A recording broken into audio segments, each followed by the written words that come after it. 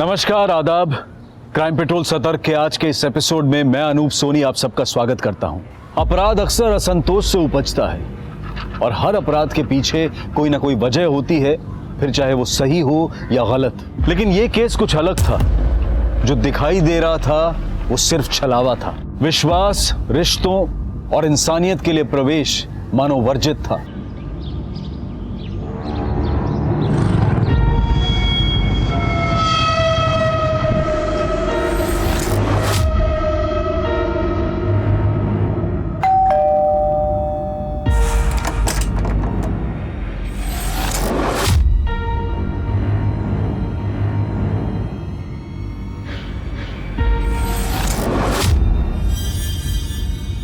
पापा रुको।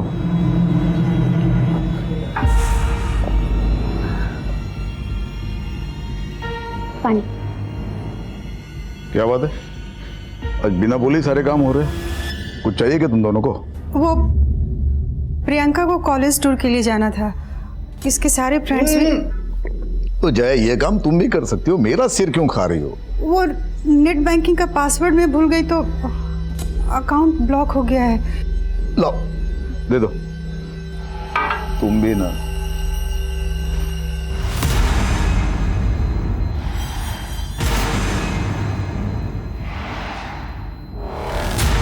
इस लड़की का फोटो क्यों रखा है फोन पर?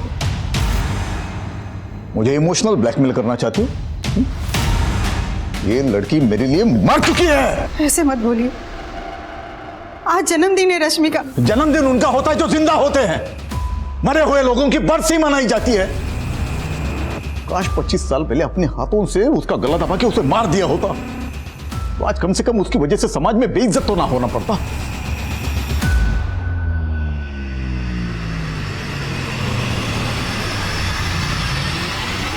Happy birthday to you.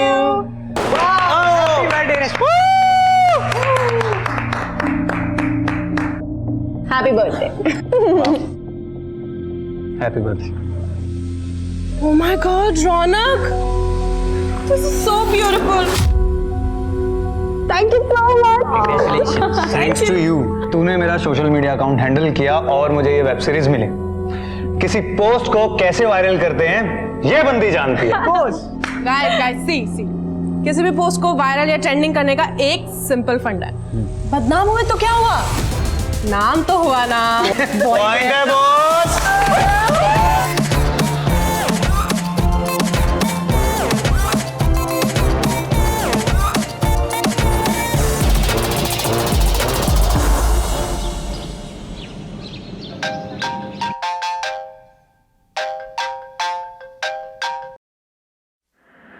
Hello रश्मि, ये तूने क्या किया? रौनक, एक मिनट। क्या हुआ है पहले ये बता। देख, मेरे सामने नाटक मत कर। मेरी इमेज की तो तूने लगा दी है और मेरे घर पर जो तमाशा चल रहा है वो अलग। अगर मेरा करियर डूब गया ना, मैं तुझे जिंदा नहीं छोड़ूंगा। रौनक, पहले बदतमीजी से बात करना बंद करो और आराम से बताओ हुआ क्या है। अभी के अभी मेरा सोशल मीडिया चेक कर जाकर, पता चल जाएगा कि कल तूने क्या पोस्ट किया है।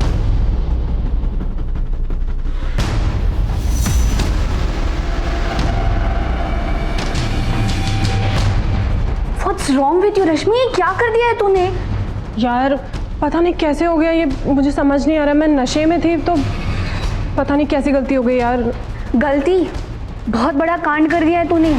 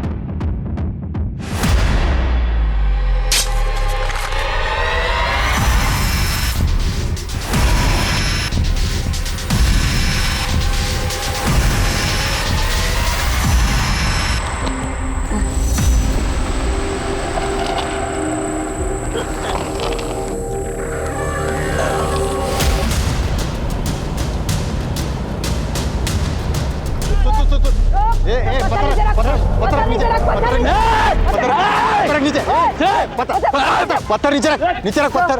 इस भिखारी के पास एक सूटकेस है जिस पर खून के धब्बे। लोगों ने देखा तो पीसीआर को फोन किया।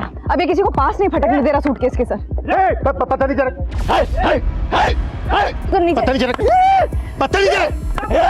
गुप्ता, राम,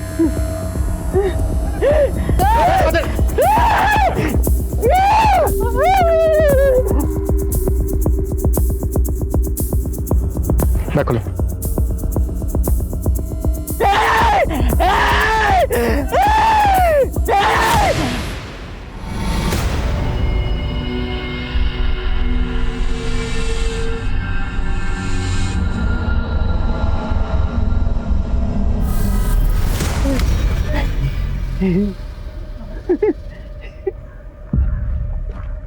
तूने क्या है ना ये सब? तूने मारा ना इस लड़की को? तूने मारा? एक सेकेंड सर, ये भिखारी मंदबुद्धि है। ये मंद बुद्धि है या तेज बुद्धि है ये तो चेकअप के बाद ही पता चलेगा। हो सकता है इसने ही मारा हो इस लड़की को और पकड़े जाने के डर की वजह से एक्टिंग कर रहा हो। नहीं सर, आसपास लोगों से पूछताछ की थी। वो कई सालों से इसे ऐसे ही देख रहे हैं, यूं ही घूमता रहता है। तो हो सकता है ये सूटकेस इसको कहीं से मिला हो, या फिर ये भी हो सकता है कि किसी ने सूटकेस फेंका और इसने उसको देखा हो। इससे हमें कातिल का हुलिया पता चल सकता है। सर इधर देखिए।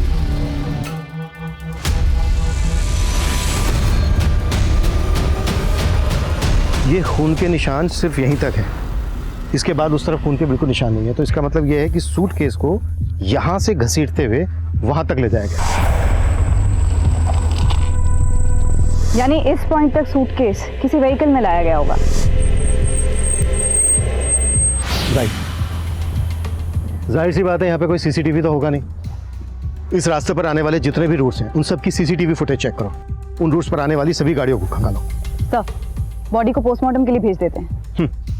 और दिल्ली एनसीआर में जितनी भी मिसिंग कंप्लेंट फाइल हुई हैं उन सबको खंगालो। हो सकता है इस लड़की की गुमशुदगी की एक रिपोर्ट लिखवाई गई। सर, नेट बंद होगा उसका। मिस्ड कॉल देखेगी तो खुद ही कॉल करेगी। पर मम्मी, दीदी का नेट कभी नहीं बंद रहता है। उनका तो सारा काम ही नेट पर है ना। बेटा बिजी होगी। और एक काम कर, तू जाके खाना गर्म कर। तेरे पापा आते ही होंगे, उनको पता चल जाएगा तो तू समझ रही ना बेटा क्या। तो क्या मम्मी, क्या कर लेंगे वो? दीदी ना एकदम सही बोलती है। हम सब पापा के हाथ की कठपुतलियां हैं। क्या वो कभी हमारे बारे में सोचते हैं कि उनकी बेटियों की, उनकी बीवी की भी कोई अपनी विशेष हो सकती है, लाइफ हो सकती है? लेकिन नहीं, वो हमारे बारे में बिल्कुल नहीं सोचते। मैं क्या कुछ गलत बोल रही हूँ मम्मी?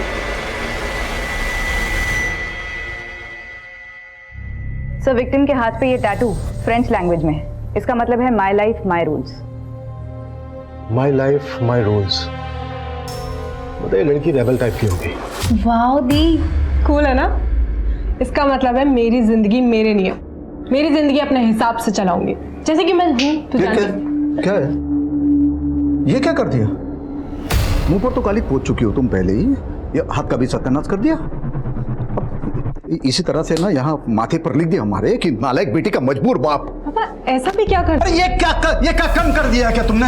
हाँ, मिटा दे, मिटा दे। वो नहीं निकलेगा। अरे कैसे नहीं निकलता है, देखते हम। पापा, दीदी को दर्द होगा। आजा। पापा, पापा, पापा, पापा नहीं, पापा प्लीज, पापा प्लीज, दीदी को दर्द हो रहा है, पापा प्लीज। पापा नहीं निकलेगा वो, प्लीज छोड़ दीजिए। याद रखना, ये मेरा घर है, यहाँ सिर्फ मेरे नियम चलेंगे, यहाँ तेरा कुछ नहीं चलेगा।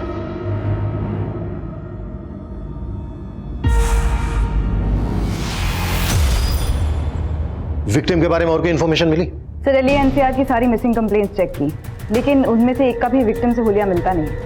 प्रतिभा, एक काम करो, लड़की के हाथ पे जो टैटू बना है माई लाइफ माई रूल्स, ये टैटू सभी टैटू आर्टिस्ट को दिखाओ। हो सकता है जिस आर्टिस्ट ने टैटू बनाया होगा उसके जरिए इस लड़की की पहचान पता की जा सके। और एक बात, लड़की ने जो ये कपड़े पहने, देखो, इन कपड़ों के जरिए इसकी पहचान पता की जा सकती है। सर,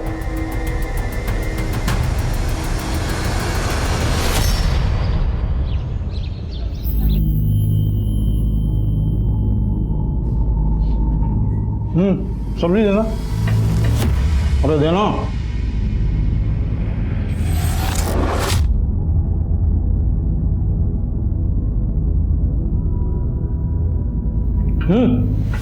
तोल के डाल दे क्या? डाल दे अच्छे से। थोड़ी बची है, मेरे और अंजलि के लिए रखी है। कमाता है उसको भूखा रखेगी, खुद पेट भर के ठूस ठूस के खाएगी। वो भी तो भूखे हैं। ये ले, और खाएगी भरा पेट, अब चैन से खाने भी नहीं देते।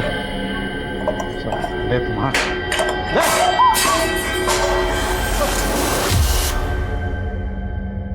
पोस्टमार्टम रिपोर्ट में लड़की की उम्र लगभग 25 साल है। मौत गला घुटने की वजह से हुई। सर, लाश सुबह 10 बजे मिली, लेकिन मौत 7-8 घंटे पहले ही हो चुकी थी। लाश 10 बजे मिली और उससे 7-8 घंटे पहले मर्डर हो चुका था, मतलब रात के कोई 2 से 3 के बीच में मर्डर हुआ होगा। जी सर। बॉडी के टुकड़े मारने के बाद किए गए, वो भी किसी तेजधार हथियार से। और विक्टिम के ब्लड में अल्कोहल के ट्रेसेस भी मिले। सेक्सुअल असॉल्ट बहुत ही ब्रूटली हुआ है। प्राइवेट पार्ट बुरी तरह से डैमेज है। टैटू के जरिए लड़की के बारे में कुछ पता चला? तो सभी टैटू आर्टिस्ट का यही कहना है कि ये tattoo my life my rules 1-2 साल पहले काफ़ी पॉपुलर हुआ था। तब कई लोगों ने बनवाया था। इनफैक्ट सर, लड़की के कपड़ों से भी कोई क्लू नहीं मिला है। प्रतिभा, एक काम करो, लड़की की फोटो सभी न्यूज़पेपर में पब्लिश करवाओ, शायद कोई आइडेंटिफाई कर ले। सर, सरकार ने कल से धारा 144 लागू कर दी है। सुना है बहुत खतरनाक बीमारी है ये। अब पता है चाइना में तो कई लोगों की मौत भी हो गई वायरस की वजह से। अब पता नहीं क्या क्या दिन दिखाएगा ये कोरोना यार।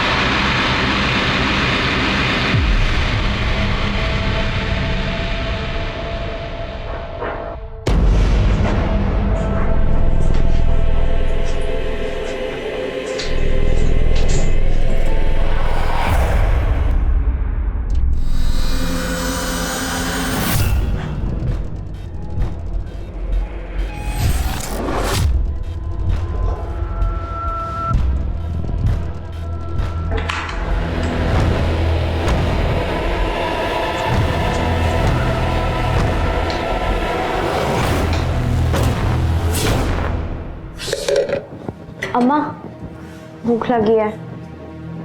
जा बैठ, मैं ला रही हूँ।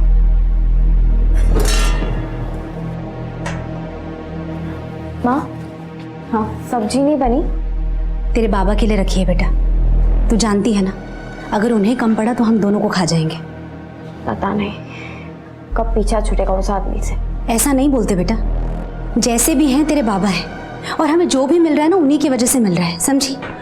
इंदु भाभी, गणेश भैया का एक्सीडेंट हो गया, जल्दी चलिए।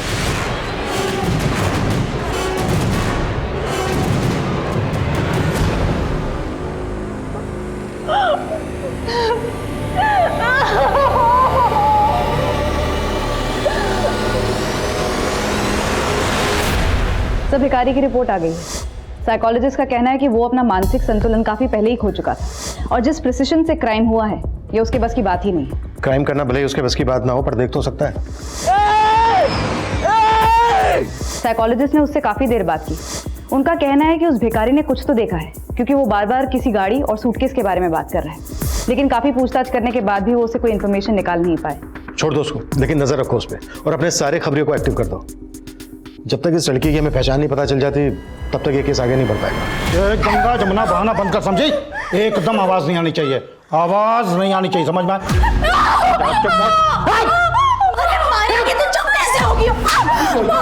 ऐसा नहीं मानोगे तुम लोग।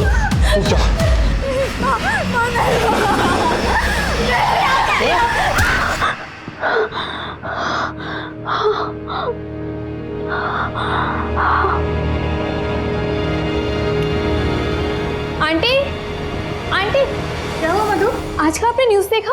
नहीं देखा? क्या बात है? आंटी, दिल्ली पुलिस को एक लड़की की लाश मिली है जिसके हाथ पे टैटू बनाए, जैसे रश्मि के हाथ पे बना था। जब मैंने फोटो गौर से देखी तो ये देखिए। ये मेरी रश्मि नहीं है। मेरी रश्मि तो मुंबई में है। क्या हुआ? वो तो 3 साल से दिल्ली आई ही नहीं। अंकल, ये क्या हुआ है बताइए। देखिए।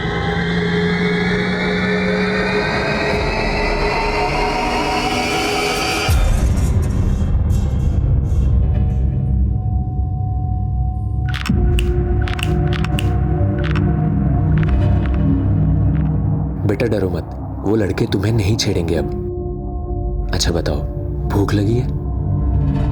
एक चाय और एक बिस्किट देना बच्ची को।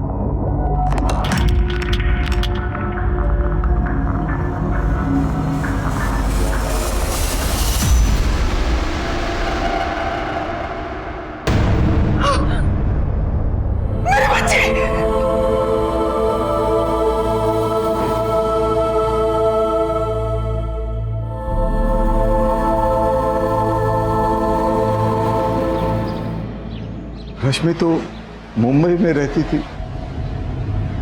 जब हमने अखबार में खबर पड़ी। माधव जी, आप हमें रश्मि का मोबाइल नंबर दे दीजिए। मोबाइल? सर, वो रश्मि दीदी का फोन चोरी हो गया था, तब से उन्होंने नया नंबर नहीं लिया। ठीक है, आप हमें रश्मि का पुराना मोबाइल नंबर और मुंबई का एड्रेस दे दीजिए। आप लोगों की आखिरी बार कब बात हुई थी रश्मि के साथ? 6 दिन पहले ही बात हुई थी, इंटरनेट पर। मुंबई में ही हो प्रियंका, और कहाँ जाऊंगी? रश्मि दीदी, 3 साल हो गए, अब तो घर आ जाओ। देख, मैं उस जेल में वापस नहीं आ सकती, वरना जेलर साहब और पापा मेरी जान ले लेंगे। हम इंटरनेट के थ्रू ही बात किया करते थे। रश्मि कौन सी कंपनी में काम करती थी? कंपनी का तो नहीं पता, लेकिन किसी टैलेंट मैनेजमेंट कंपनी के साथ वो काम करती थी। रश्मि अगर मुंबई में रहती थी तो उसकी लाश यहाँ दिल्ली कैसे पहुंची होगी? मुंबई पुलिस से कांटेक्ट करो और रश्मि की सारी इंफॉर्मेशन निकालो। एक तरफ रश्मि के कातिल की तलाश पुलिस को मुंबई ले गई थी, तो दूसरी तरफ दिल्ली से सटे गाजियाबाद में भी एक बहुत ही बड़ी घटना घटी। सर, ये कुमार जायसवाल का घर है। सर, बड़े ही दबंग आदमी थे, अपने वार्ड के पार्षद भी रह चुके हैं। सर, इनकी लाश।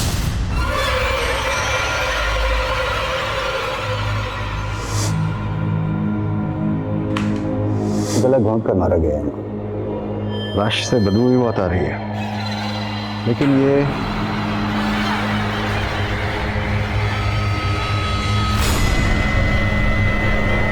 लगता है इस रस्सी का इस्तेमाल गला घोटने के लिए किया गया है। कांस्टेबल, इसको फॉरेंसिक जांच के लिए भेजो। अच्छा, घर में लूटपाट जैसी भी कोई घटना घटी है? हाँ सर, पूरा घर बिखरा पड़ा है। सबसे पहले लाश को किसने देखा? सर, इनके पड़ोसी अजीत महतो। साहब, 1-2 दिन से मैंने जायसवाल साहब को नहीं देखा, और जब ये थाली वाला कार्यक्रम हो रहा था उस वक्त भी बाहर नहीं आए। अरे जायसवाल साहब, जायसवाल साहब, अरे बाहर निकलो।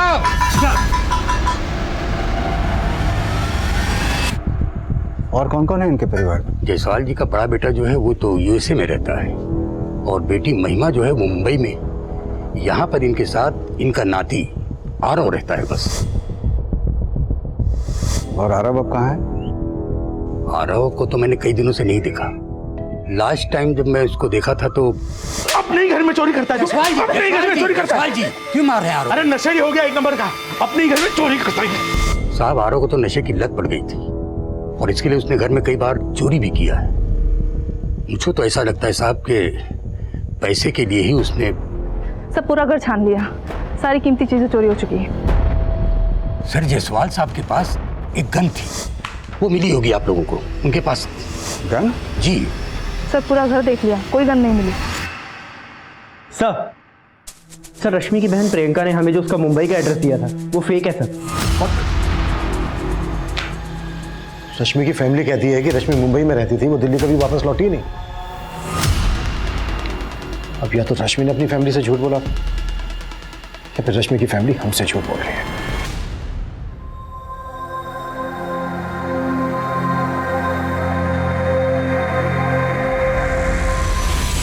बेटा, मुंबई जाना जरूरी है क्या? हाँ माँ, मेरी ड्रीम जॉब है। जो सैलरी मुझे मुंबई में मिलेगी वो नोएडा।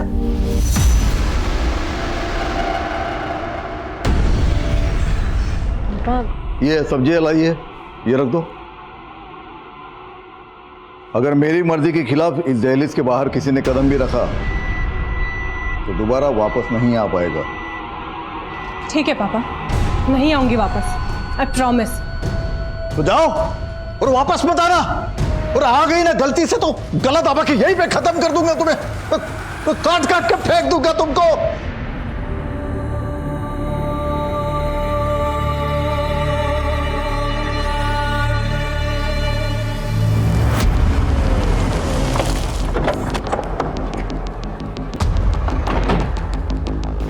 ये क्या बात कर रहे सर आप? हम आपसे झूठ क्यों बोलेंगे भला? देखिए, पहली बात तो मेरी रश्मि से कभी बात होती नहीं थी, ये प्रियंका की बात होती रहती थी। तो प्रियंका तुम बता देना उनको। रश्मि जब मुंबई से तुझे फोन करती थी और जब मुंबई में रहती थी कहाँ कहाँ घूमने जाती थी सब बताती थी ना तुझे, तो बता देना इनको। सर रश्मि दीदी मुंबई में ही रहती थी, मलाड में। वो दिल्ली में रहती थी, उन्होंने कभी मुझे ऐसा बताया नहीं।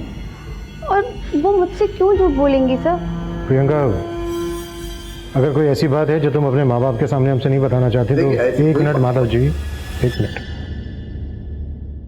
तो तुम हमसे अलग से भी बता सकते हो। नहीं सर, ऐसी कोई बात नहीं है। ये रश्मि का परिवार हमसे झूठ बोल रहा है और एक दूसरे से भी। रश्मि की फैमिली पे नजर रखो सर। और सर, रश्मि के पुराने नंबर की डिटेल्स कल तक आ जाएंगी। वो किन किन लोगों के साथ टच में थी ये भी पता चल जाएगा। रश्मि के दोस्तों से मिलते हैं, हो सकता है जो बात हमें रश्मि की फैमिली नहीं बता रही उसका दोस्त बता। सर कुमार जायसवाल का नाती आरव, उसका अभी तक कुछ पता नहीं चला है। लेकिन सर एक काम की खबर हाथ लगी है। एक ड्रग पेडलर अंकुर है, उसके साथ इस आरव का उठना बैठना था। ठीक है, ये माना कि अंकुर आरव को ड्रग सप्लाई करता था, लेकिन इससे कहीं साबित नहीं होता कि उसका मर्डर से कोई लेना देना हो सकता है सर, क्योंकि अंकुर ने आरव को ड्रग्स दिए थे बेचने के लिए, लेकिन ये नशे का आदी आरव, उसने सारे ड्रग्स खुद ही उड़ा दिए। तब तो ये अंकुर आरव के पीछे हाथ धो करके पड़ गया होगा अपने नुकसान की भरपाई करने के लिए। जी सर, घटना के 3 दिन पहले आरव गया था अंकुर को पैसे देने के लिए, लेकिन कुमार जायसवाल ने इन दोनों को देख लिया था।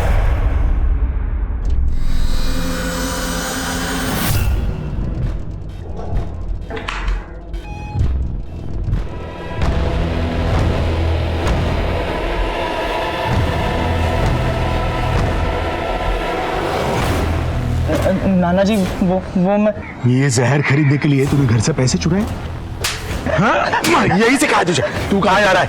पैसे दे मेरे, वरना गोली मार दूंगा। पैसे दे, पैसे दे, पैसे। रोक रोक। अपने खबरियों से कहो इस अंकुर की कुंडली खंगा ले। सर, रश्मि के फादर माधव अंकल बहुत कंजर्वेटिव और गुस्सैल आदमी है। ऊपर से वो रश्मि से तो बहुत ज़्यादा ही चिढ़ते थे। एक बार तो अच्छा सुनना, वो फाइल प्लीज आज मुझे कंप्लीट करके दे दे। हाँ, और मेरी फाइल रहेगी, वो भी ईमेल मैं करना था लेट हो रहा मुझे। हूँ, जो निकलना है। और कल तुम्हें कब तक करना बता देना मेरे को, ठीक है? चलो। हाँ ठीक है पापा। वो बीच रास्ते में और लड़कों के साथ लिपटने चिपकने के लिए तुमको आदत दी चाहिए थी। पापा ये दोस्त है मेरे। दोस्ती का मतलब बताया मैं। चल घर चल, चल घर चल, बताते हैं तुमको। और फिर घर ले जाने के बाद भी उसकी बहुत पिटाई की। उसके बाद से तो रश्मि ने शहर भी छोड़ दिया। फिर मेरा भी कोई कांटेक्ट नहीं रहा उससे। क्या रश्मि वाकई किसी के साथ रिलेशनशिप में थी? I am not very sure sir, लेकिन ऑफिस से कई बार वो हाफ डे लेकर निकल जाया करती थी, तो मुझे भी ऐसा लगा कि शायद she is seeing someone, but उसने मुझे ऐसा कभी बताया नहीं। क्या रश्मि के फादर माधव का रश्मि की हत्या में हाथ हो सकता है? I am not sure sir, पर मैं रश्मि को उसके कॉलेज के टाइम से जानती हूँ। कॉलेज में वो किसी भी लड़के से बात नहीं करती थी, अपने पापा के डर की वजह से। उसके पापा ने अपनी दोनों बेटियों को धमका के रखा था कि किसी भी लड़के से बात की तो वो जान से मार देंगे। ये क्या बोल रहे सर आप? अगर मुझे रश्मि को मारना ही होता तो 3 साल पहले ही मारता मैं, जब मेरी मर्जी के खिलाफ उसने हमारे घर के दहलीज के बाहर कदम रखा था मुंबई जाने के लिए। देखिए सर, मैं बाप हूं उसका, और एक बाप का कर्तव्य होता है बच्चों को डिसिप्लिन सिखाना, जो कि मैंने मेरा कर्तव्य किया है। मैं बोल रहा हूं ना कि रश्मि के साथ ये जिस किसी ने भी किया है ना, उसे कड़ी से कड़ी सजा मिलनी चाहिए। तो मिलकर रहेगी, तो चाहे वो कोई भी हो, आप ही क्यों ना हो। अगर आपको यह लगता है कि यह सब मैंने किया है तो आप साबित करके दिखाइए। अब मैं चलूं?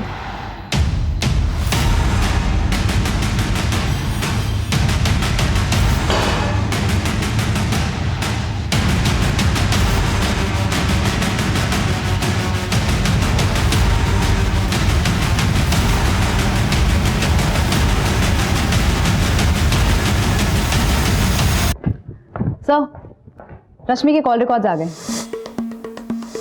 उसका नंबर दिल्ली में ही रजिस्टर्ड है।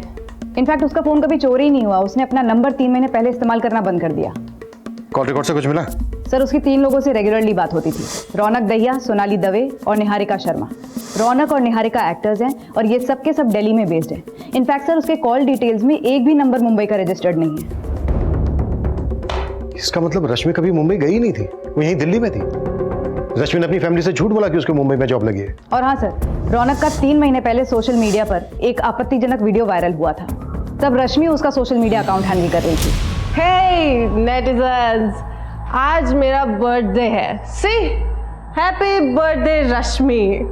और आज मेरे बर्थडे पे मैं आप सबके साथ ना बहुत सारी बातें शेयर करना चाहती हूँ।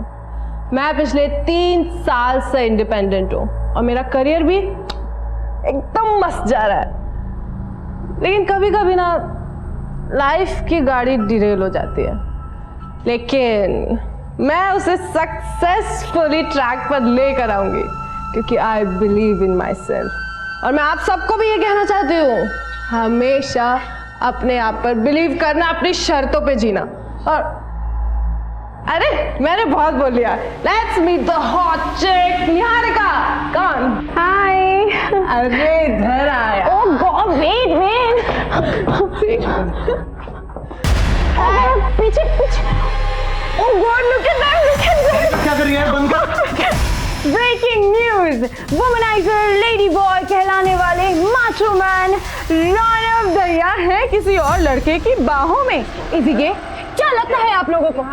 स्टॉप इट मैन, ये होना कोई क्राइम नहीं होता। वो रियल लाइफ में भी माचो और रियल लाइफ में भी माचो। यार राइट, ओके। तो क्या ये सेम बात इसकी वाइफ को जाके बता सकती है? तो ये सारी बातें छोड़ यार। अच्छा तुम मेरी बात सुनो, तुम मेरी प्रमोशनल वीडियो कब पोस्ट करोगी? यार तू बोल, अभी करूं? हाँ। अभी कर दीजिए। हाँ, हाँ। रुक, just give me a minute. Niharika no बोलेगा, नो बोले नहीं, यहीं रुक।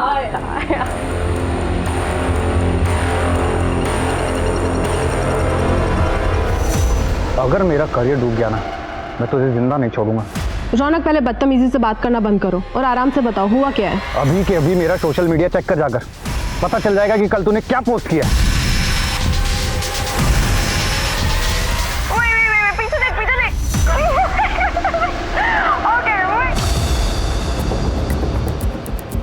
रश्मि 3 महीने से अपना मोबाइल फोन यूज नहीं कर रही थी, इंटरनेट कॉलिंग पे बात कर रही थी। रौनक से मिलो। मैडम मैं दिल्ली में रहता हूँ और मैं उससे यहीं मिला था। रश्मि से आखिरी बार कब मिले थे तुम? मैं रश्मि से आखिरी बार उसके बर्थडे पार्टी पे मिला।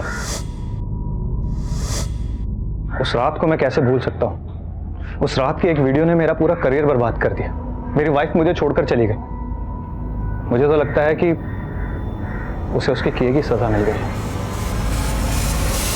बहुत बड़ा ब्लंडर कर दिया था रश्मि ने सर, इसलिए उसे कुछ दिनों के लिए अंडरग्राउंड होने को बोला था मैंने। और तकरीबन 3 महीने पहले उसने अपना फ़ोन इस्तेमाल करना छोड़ दिया था और अपना नंबर फिर उसने दोबारा कभी यूज़ नहीं किया। रश्मि यहाँ दिल्ली में कहाँ रहती थी? यही साउथ दिल्ली में रहती थी। रश्मि यहाँ जो साउथ दिल्ली में रहती थी वो एड्रेस देंगे आप हमें? या श्योर।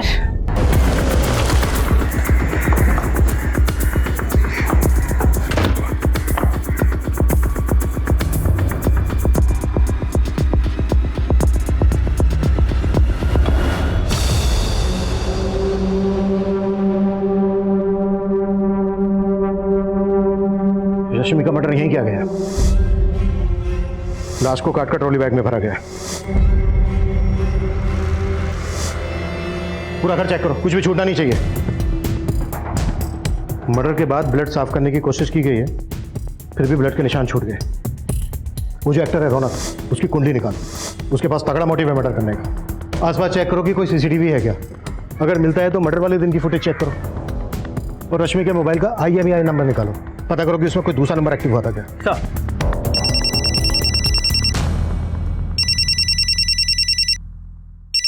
हेलो,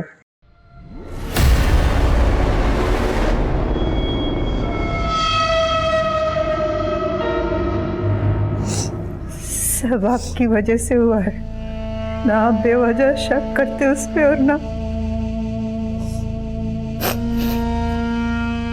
3 3 साल से हमारी बच्ची इसी शहर में रह रही थी, लेकिन एक बार हमसे मिलने तक नहीं आई। इसी बात को तुम समझ नहीं रही हो जया? 3 साल से इसी शहर में थी ना, फिर भी उसने तुमसे झूठ बोला। अपने घर से ज्यादा उसे अपने आजादी प्यारी थी।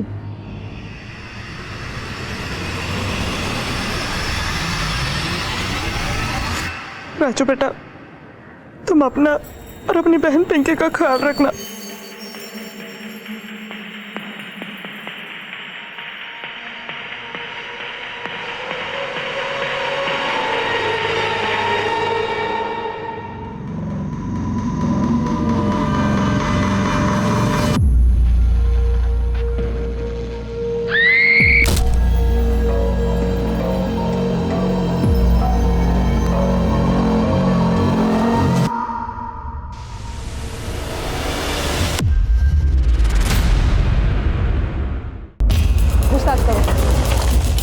सर, ये फैमिली 4 महीने पहले ही यहाँ शिफ्ट हुई थी।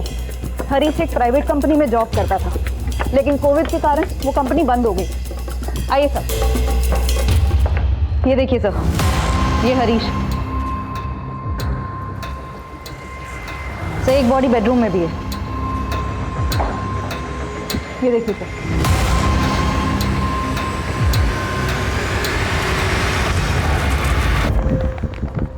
हरीश की पत्नी सुषमा के सीडीआर में 1 नंबर सस्पिशियस मिला है। पिछले 2 दिन में इस पर कई बार लगातार बात हुई है। हेलो, नंबर आगरा का है, किसी ललिता श्रीवास्तव का। अभी स्विच ऑफ है।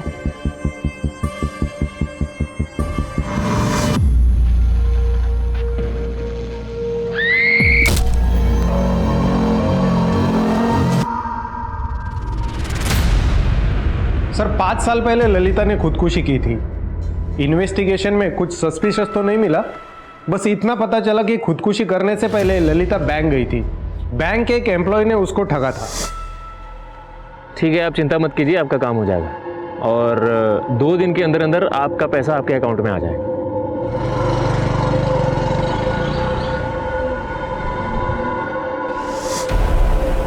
कौन था वो?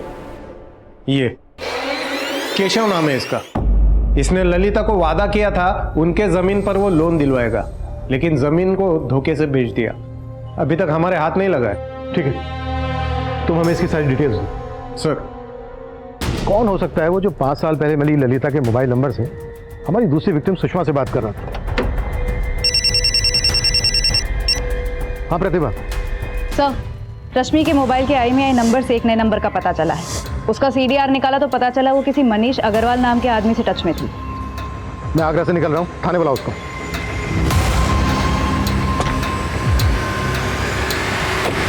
सर, रश्मि और मैंने शादी कर ली थी सर,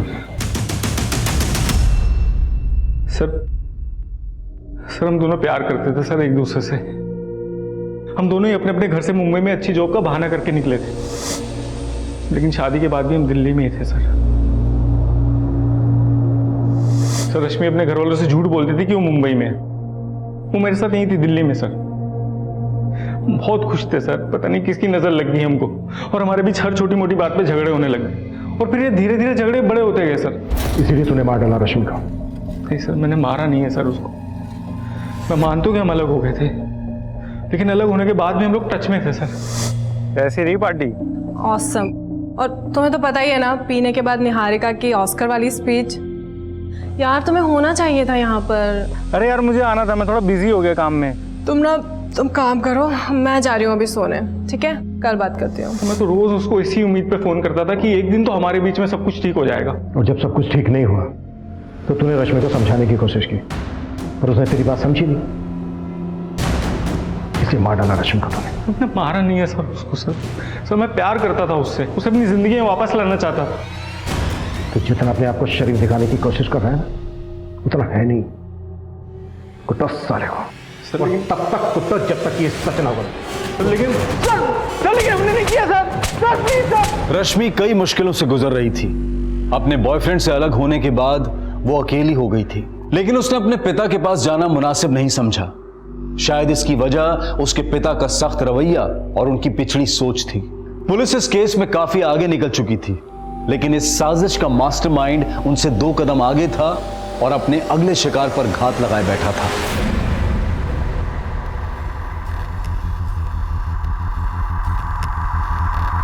अंजलि बेटा कितनी देर कर दी?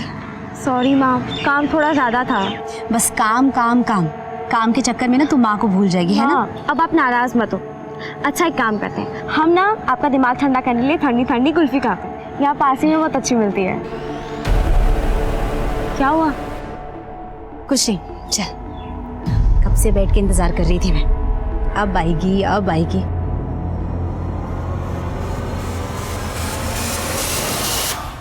सर पिछले हफ्ते गाजियाबाद में एक सीनियर सिटीजन का मर्डर हुआ।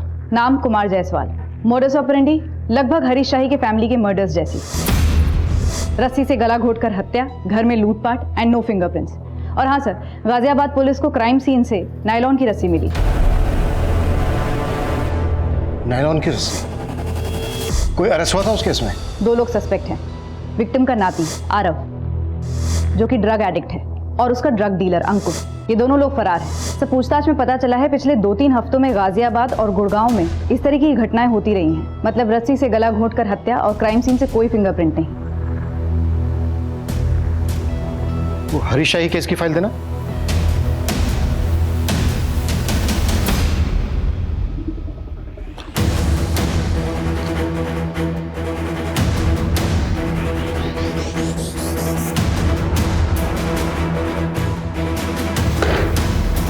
इसमें कोई डाउट नहीं है, गाजियाबाद में हुए मर्डर का हरीश की फैमिली में हुए मर्डर से कनेक्शन है। ऐसी चीजें खंगालो जो इन मर्डर्स में कॉमन है।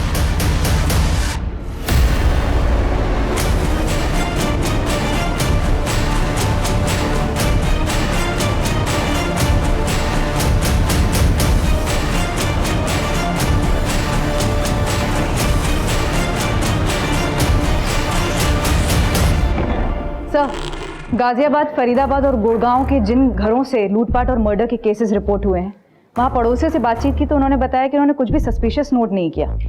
सर किसी भी घर में सीसीटीवी नहीं था, तो कौन आया कौन बाहर गया इसका कोई रिकॉर्ड नहीं। लेकिन सर जब मैंने उन घरों तक जाने वाले रास्ते की सीसीटीवी खंगाली तो एक बड़ी चौंकाने वाली बात हाथ लगी।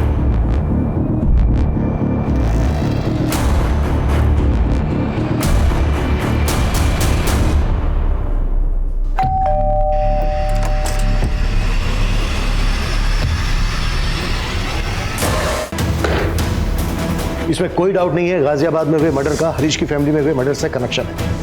ये देखो, दोनों ही केसेस में ब्लड टेस्ट करवाए गए हैं, वो भी एक ऐसी कंपनी से जो ब्लड सैंपल घर पर लेने आता है। सर इसका मतलब ये गिरोह है जो टेस्ट करने के बहाने घर में घुसता है और क्राइम करता है। हाँ जी जी, वो आपने ब्लड टेस्ट करवाया था ना, तो उसी की रिपोर्ट आई है। रिपोर्ट कब तक आ जाएगी जी? मुझे तो बहुत डर लग रहा है, कहीं मुझे कोरोना ना हो गया हो।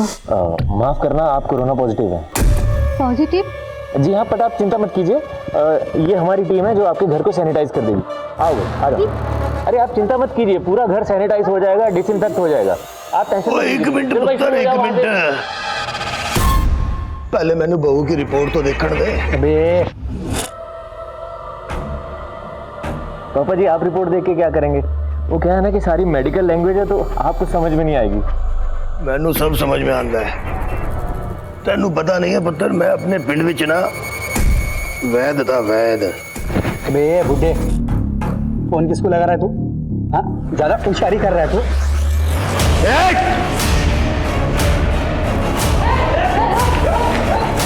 उतारो सबके नकाब।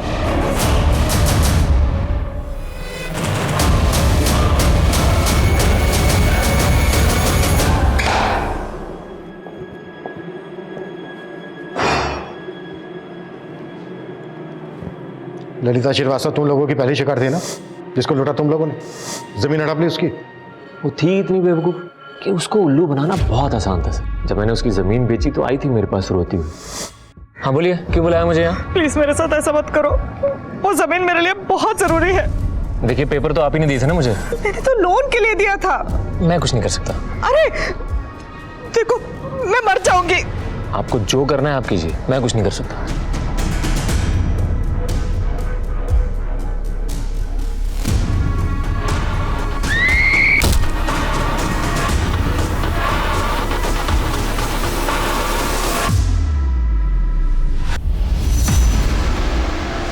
सीधे सीधे बोलो, किस किस का क्या क्या रोल था?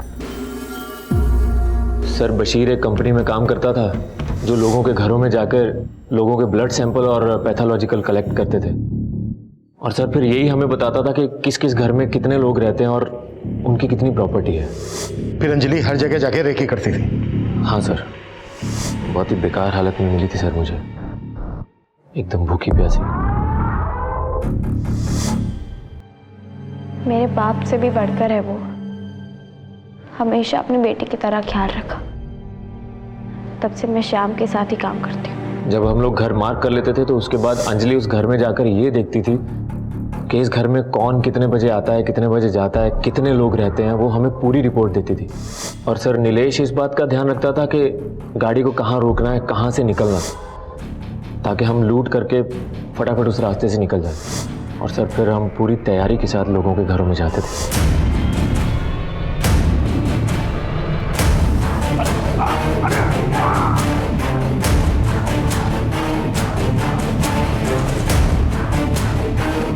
रश्मि को भी तुम ही लोगों ने मारा ना?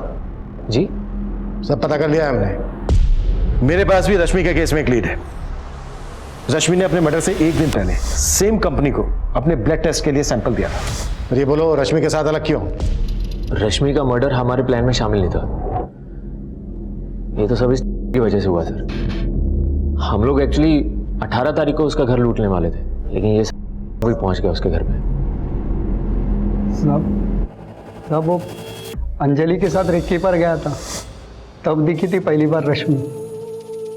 उसको देखते ही मेरा बत्ती जल गया साहब।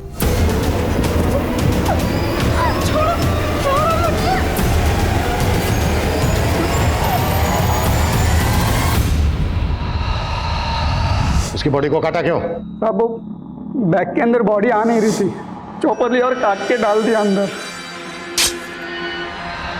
और बॉडी फेंकने गया। अधिकारी ने मुझे देख लिया साहब।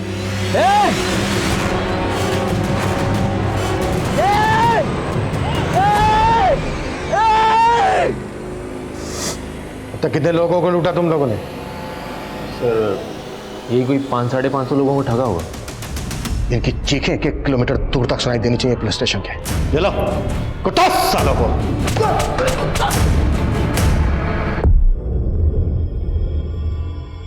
कोविड-19 के इस दौर में हमने इंसानियत की कई अनमोल मिसालें देखी, लेकिन कुछ लोग ऐसे भी होते हैं जो महामारी के माहौल को भी अपने फायदे के लिए इस्तेमाल करने से नहीं चूकते, जैसा कि इस केस में श्याम ने किया। लालच से भरा दिल और साजिश से भरा दिमाग सिर्फ गलत रास्ते पर ही चलाता है, लेकिन खुद को शातिर समझने वाले ये सो कॉल्ड मास्टरमाइंड ये भूल जाते हैं कि जुर्म के रास्ते की आखिरी मंजिल जेल की चारदीवारी होती है, क्योंकि क्राइम नेवर पेज। अब मैं अनूप सोनी आपसे विदा लेता हूं, फिर मुलाकात होगी क्राइम पेट्रोल सतर्क में एक और नए केस के साथ। तब तक अपना और अपने परिवार का ख्याल रखें, सतर्क रहें, सुरक्षित रहें और देखते रहें क्राइम पेट्रोल सतर्क। जय हिंद।